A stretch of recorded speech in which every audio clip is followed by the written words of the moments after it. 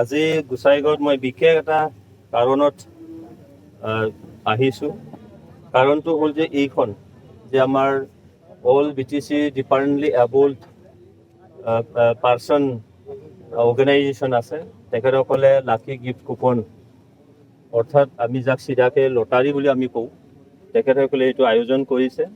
অহা ছেপ্টেম্বৰ মাহৰ 23 তাৰিখে এই খেলখন অনুষ্ঠিত হ'ব।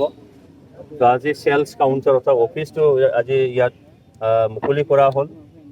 মই আহ্বান জনাইছোঁ সকলোৱে যাতে এই অফিচলৈ আহি অৰ্থাৎ এই চেলছ কাউণ্টাৰলৈ আহি আমাৰ ডিফাৰেণ্টলি এবল্ড যাক আমি সমাজে যেনেকৈ আমি তেখেতসকলক আঁকোৱালি ল'ব লাগিছিলে, যেনেকৈ সন্মান আমি দিব লাগে, তেখেতসকলৰ উন্নতিৰ কাৰণে, তেখেতসকলৰ উন্নয়নৰ কাৰণে, তেখেতসকলৰ ঘৰ চম্ভালাৰ কাৰণে ল'ৰা ছোৱালী তেখেতসকলৰ নিশ্চয়কৈ আছে।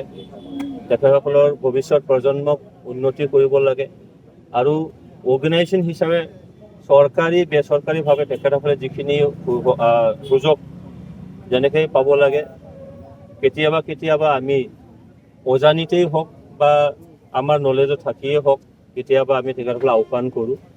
সেইকাৰণে তেখেতসকলে নিজাববীয়াকৈ তেখেতসকলৰ যাতে অফিচ এখন হয়, তেখেতসকলৰ অৰ্গেনাইজেশ্যনটো চলাই নিয়াত নিশ্চয়কৈ যাতে সফল হয়। মোক জনাইছে যে আজি মই আপোনালোকৰ মিডিয়াৰ যোগেদি এইখিনি আমাৰ অসমৰ মুখ্যমন্ত্ৰী ডক্টৰ হিমন্ত বিশ্ব শৰ্মা ডাঙৰীয়ালৈ মই এটা অনুৰোধ জনাব বিচাৰিছোঁ যে মোক জনাইছে যে যিহেতু তেখেতসকলে পেঞ্চন এখন পোৱাৰ এটা যোগ্য বা অসম চৰকাৰে ভাৰত চৰকাৰে পেঞ্চন দিয়ে, কিন্তু তেখেতসকলৰ সেই পেঞ্চনটো অৰুণোদয়ত মানে কনভাৰ্ট কৰিলে।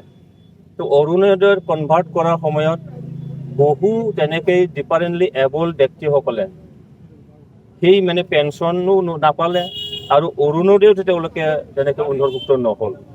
অসম চৰকাৰে কৈছিলে, মুখ্যমন্ত্ৰী ডাঙৰীয়াও কৈছিলে যে তেখেতসকলৰ পেঞ্চনটো চিধাচিধিকৈ মানে অৰুণোদয়ত মানে কনভাৰ্ট কৰা হ'ব, কিন্তু অৰুণোদয়ত মানে তেওঁলোকে কনভাৰ্ট নহ'ল। আনখিনি তেখেতসকলে পাই অহা যিখিনি পেঞ্চন আছিল সেই পেঞ্চনো তেওঁলোকে পাবলৈ সক্ষম নহ'ল কিছুমানে। তো ই এটা দুখৰ বিষয়, পৰিতাপৰ বিষয়। মই আশা কৰোঁ আমাৰ অসমৰ মুখ্যমন্ত্ৰী ডক্টৰ হিমন্ত বিশ্ব শৰ্মা ডাঙৰীয়া নিশ্চয়কৈ সেইখিনি তেখেতে চাব আৰু তেখেতসকলৰ সেই অৰুণোদয় পোৱাত যাতে সহায় কৰিব, সেইখিনি মই আশা ৰাখিছোঁ।